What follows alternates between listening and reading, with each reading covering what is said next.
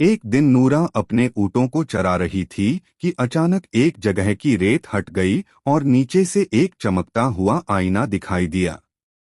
यह कोई साधारण आईना नहीं था, इसमें सिर्फ सच दिखाई देता था।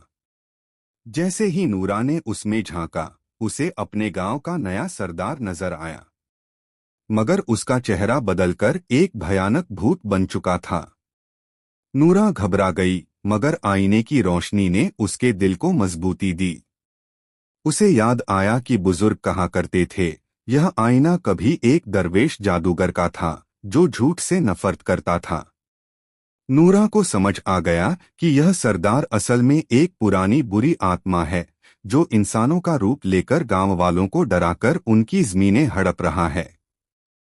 आईना खुद बोला, अगर तुम मुझे किले की चोटी पर ले जाओ तो मैं सबके सामने सच प्रकट कर सकता हूँ। नूरा ने तूफानों, अंधेरी रात और भूत के साथियों से लड़ते हुए किले की चोटी तक का सफर तय किया। जब उसने आईना ऊपर रखा तो पूरी वादी में रोशनी फैल गई। सरदार की असली शक्ल सबको दिख गई, लोग जाग उठे और सच ने झूठ को हरा दिया। नूरा मुस्कुराकर बोली, सच कभी छुप नहीं सकता, बस कोई हिम्मत करे तो रोशनी खुद रास्ता बना लेती है।